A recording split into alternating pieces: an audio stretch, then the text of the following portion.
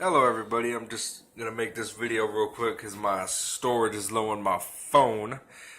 I wanted to show everybody the quick way to make homemade e-juice. I'll cut right to the chase. The ones in the back here are just examples except for these two. This one's a 120 milliliter bottle. This one's a 60 and that one's black. That one's just a store-bought one. What you're gonna need here is glycerin, vegetable grade glycerin, empty bottle, a syringe, and since this one is a small one, this is only a 10 milliliter bottle, I put in 3.75 milliliters of distilled water. That's the way I do it. You could use propylene glycol, as many people like to use it. I don't use it.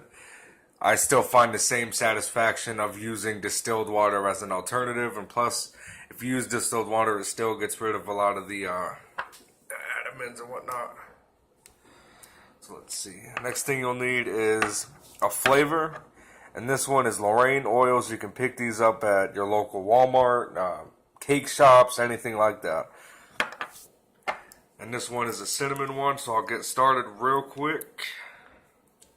So like I said, there's 3.75 milliliters of water just in here alone.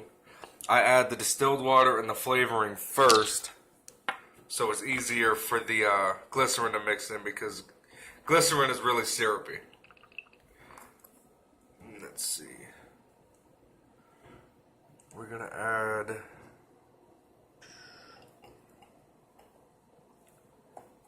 and not many people do as much flavor as I do. I'm doing a solid 2 milliliters. But that's just because I don't like the hint of a flavor. I like, really getting the flavor. And if you do too, this is the way to do it. Alright, so now that your flavor is added, let's avoid a spill, so. And then for the rest, fill it up with your glycerin.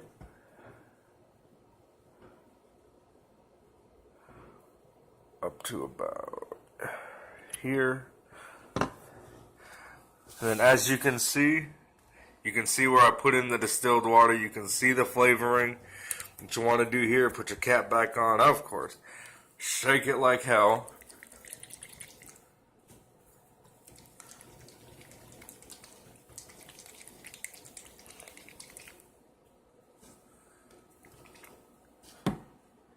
And there you go. And that's a quick way to do it. It does save a lot of money if you vape like I do.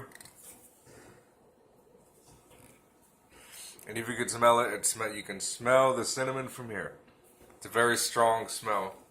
You don't need to use too much flavoring. Like for a 120, I used 3, and as you can see how red it is, took care of it. And you get that strong flavor feeling. Now there is a thing called letting it steep, which means let the flavor go into the glycerin and let the whole thing, the longer you let it sit, the more flavor you get. You can try it right after you're done making it if you want like a preview of the taste. Don't forget just to run it under some warm water. I do it for about 3 minutes, I think, in my opinion. It kind of jump starts the steeping process. But that's just my opinion. But it works for me every time. And the rest of these. And all the ones that are in the front here, all these are ones that I just made. And if you would add this up, if you go to your local vape shop, you're probably looking at about $50, $60. Just for all that. That one's about 10, 15. This one is 60, 120, a 30, 60, and another 60. So it does save you money. But that's basically all you need to get started. Make sure to run it under warm water. Kind of shake it up as you're doing it. Kind of roll it on your fingers like I do.